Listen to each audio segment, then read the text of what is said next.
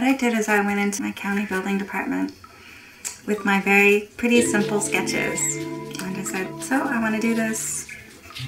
What do I need to do? Will you accept these or whatnot? And they said, well, you need to give us plans that are stamped by an architect. And so I said, okay, off I go to an architect.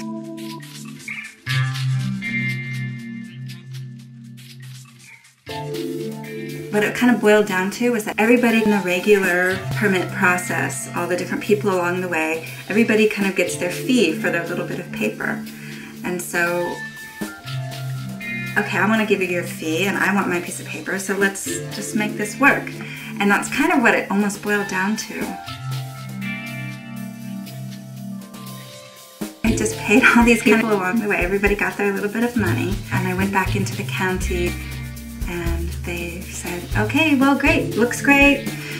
As long as it somewhat resembles the plans, we'll okay it. And that was that. And everything worked out. I did it.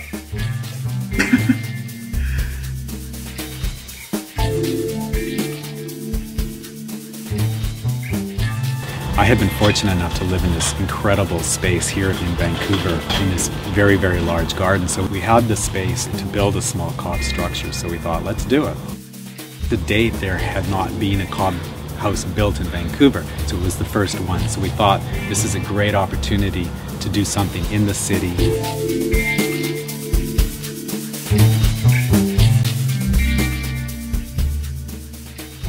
And at that time, not many people knew about it. Certainly building officials didn't know, so that's why we kept it under 100 square feet. So we didn't have to deal with code or permits and any of that. Yeah, I mean, people love it. People just love it. I mean, people fall in love with it. It's pretty cool.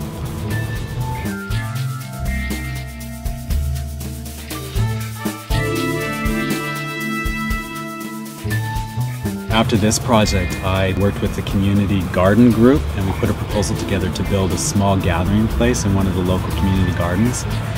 The arts and culture representative with the Parks Board thought it was one of the best proposals that she'd seen.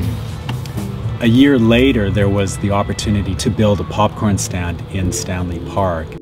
The Parks Board approached me to build that building, and of course I jumped on the opportunity. I mean, Stanley Park is the premier park in North America. It's one of the most beautiful parks in the world, and thousands of visitors go to Stanley Park yearly. So it would be an amazing opportunity to showcase cob building. So it was very, very exciting. I think we're at a turning point in the city where the city is seriously looking at sustainability and really interested in showcasing sustainability projects. So it's great timing now to get involved in cob.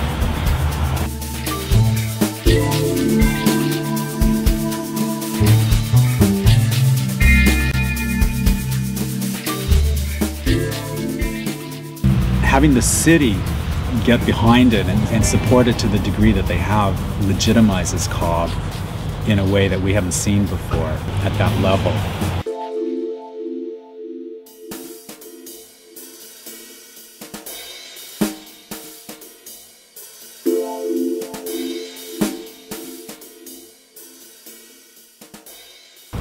As well, the university was very interested in doing some seismic testing, and they made available their labs, the seismic shake table, and everything for us at no cost. So Steve Lay, who was my partner in the project, he coordinated the seismic testing, so he built a scale model and we were able to test it.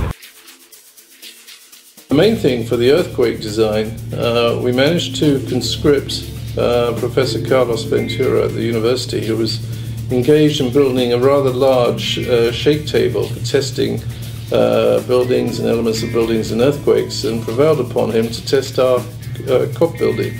So a half-scale model was built using exactly the same techniques as will be used in the full-scale model, and the building was put on the shake table and tested to destruction. And I will say it defied all expectations and survived the testing very well, until they put on an earthquake that was about 3 times the maximum credible earthquake that could possibly occur in Western Canada, and managed to crack the thing up. Even at that stage it didn't actually collapse, but parts of the walls fell out. But it would still have met the criteria of the building code that that building did not collapse, and people, any occupants, could evacuate the building without injury.